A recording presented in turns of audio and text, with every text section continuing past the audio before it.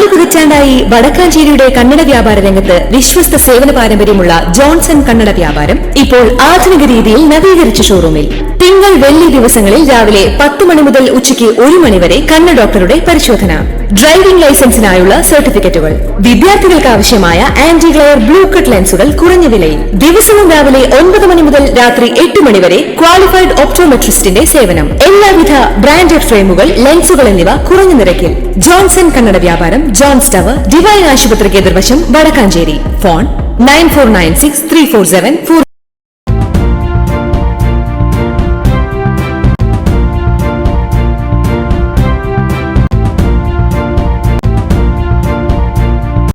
നമസ്കാരം, എനിടൈം ന്യൂസിലേക്ക് സ്വാഗതം. ആനകളെ തുരത്താൻ നടപടിയെടുക്കുന്നില്ലെന്ന പ്രതിപക്ഷത്തിന്റെ ആരോപണങ്ങൾക്ക് മറുപടിയായി വടക്കാഞ്ചേരി നഗരസഭ രംഗത്തെത്തി. കുതിരാൻ തുറന്നതോടെയാണ് വാഴാനി പ്രദേശത്തേക്ക് ആനകൾ കടന്നുവരാൻ തുടങ്ങിയത്. MLA ഫണ്ടിൽ നിന്നും തുക വകയിരുത്തി ആനകളുടെ വരവ് തടയാൻ സൗരവേലി നിർമ്മിക്കുന്ന നടപടികൾ ആരംഭിച്ചിട്ടുണ്ട്. വടക്കാഞ്ചേരി നഗരസഭയും തെക്കുംകര ഗ്രാമപഞ്ചായത്തും വനംവകുപ്പും കൃഷിവകുപ്പും യോജിച്ചാണ് ഇതിന് നേതൃത്വം നൽകുന്നത്. നിലവിൽ ഫോറസ്റ്റ് വാച്ചർ നിയമനം നടക്കുന്നില്ലെങ്കിലും സേവ്യ ചിറ്റിലപ്പള്ളി MLA ഇടപെട്ട് നഗരസഭയിൽ 6 വാച്ചർമാരെ നിയമിച്ചതായി നഗരസഭാ ചെയർമാൻ PN സുരേന്ദ്രൻ പറഞ്ഞു. വടക്കാഞ്ചേരി നഗരസഭയിലെ അകമലയിലും തെക്കുംകര ഗ്രാമപഞ്ചായത്തിലെ വാഴാനിയിലും ആന, അതോടൊപ്പം തന്നെ വന്യമൃഗ ശല്യങ്ങളും ആ പ്രദേശത്ത് താമസിക്കുന്ന ആളുകളുടെ ജീവനും അതോടൊപ്പം തന്നെ കൃഷിയും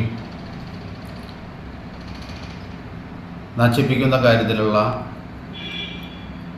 വലിയ പ്രതിഷേധം നമ്മുടെ നാട്ടിൽ ഉയർന്നു വന്നു കഴിഞ്ഞിരിക്കുകയാണ്. കുതിരാൻ തുരങ്കം വന്നതിന് ശേഷമാണ് വാഴാനി മേഖലയിലേക്ക് വലിയ തോതിലുള്ള ആനശല്യം നമുക്ക് പ്രത്യക്ഷപ്പെടുന്നത്. ഫോറസ്റ്റും അതോടൊപ്പം തന്നെ ബന്ധപ്പെട്ട ഡിപ്പാർട്ട്മെൻറ്റുകളും കൂട്ടായി പരിശ്രമത്തിൻ്റെ ഭാഗമായി കൊണ്ട് തന്നെയാണ് ഇപ്പോൾ ഇറങ്ങിക്കൊണ്ടിരിക്കുന്ന ആനയെ തുരുത്തി ഓടിക്കുന്നതിനാവശ്യമായിട്ടുള്ള നടപടികൾ പ്രധാനമായും കൈകാര്യം ചെയ്യുന്നത്. ഫോറസ്റ്റ് ഉദ്യോഗസ്ഥന്മാരുടെയും RRT പ്രവർത്തകരുടെയും നിതാന്തമായിട്ടുള്ള ജാഗ്രതയുടെ ഭാഗമായിട്ടാണ് നമ്മുടെ പ്രദേശത്ത് ഒരു മനുഷ്യജീവൻ പോലും നഷ്ടപ്പെടാത്ത രീതിയിൽ സംരക്ഷിക്കുന്നതിന് വേണ്ടിയിട്ടുള്ള പ്രവർത്തനം ഇപ്പോൾ നടന്നുകൊണ്ടിരിക്കുന്നു. ഒരുപാട് ആളുകളുടെ കൃഷി ഈ മേഖലയ്ക്കകത്ത് നഷ്ടപ്പെടുന്ന ഒരു സ്ഥിതിയുണ്ട്. ആ ഘട്ടത്തിലാണ് കുതിരാൻ മേഖലയിൽ നിന്ന് വാഴാനി വരെയുള്ള പ്രദേശത്ത്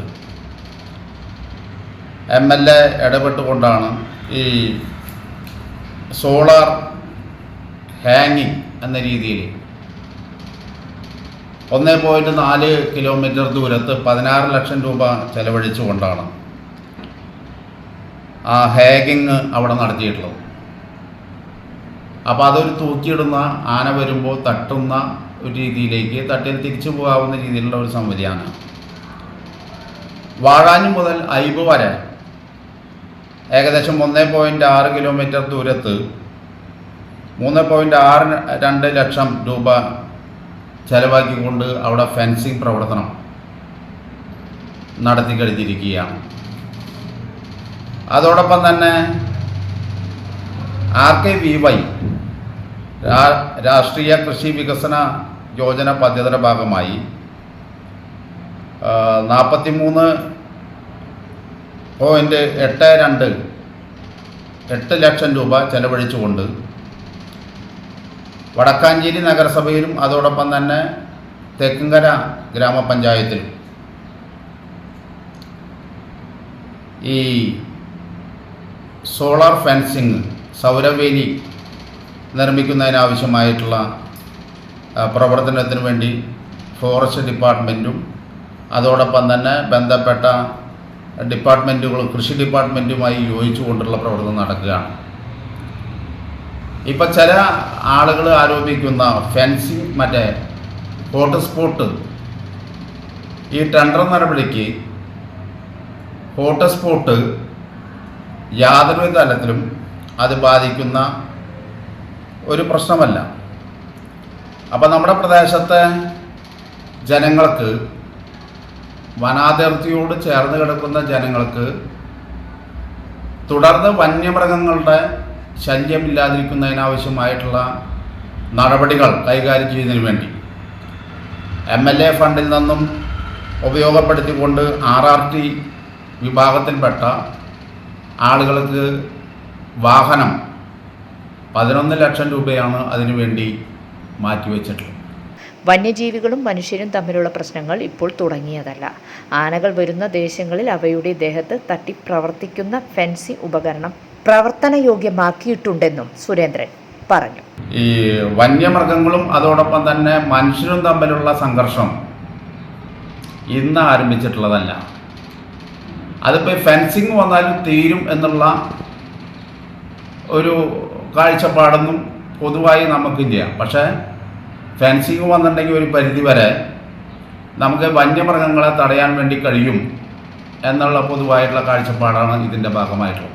news desk any time news. കൂടുതൽ വാർത്തകൾക്ക് ഞങ്ങളുടെ ചാനൽ സബ്സ്ക്രൈബ് ചെയ്യുക, ഫേസ്ബുക്ക് ഫോളോ ചെയ്യുക. വാർത്തകൾ വേഗത്തിലറിയാൻ എനി ടൈം ന്യൂസ്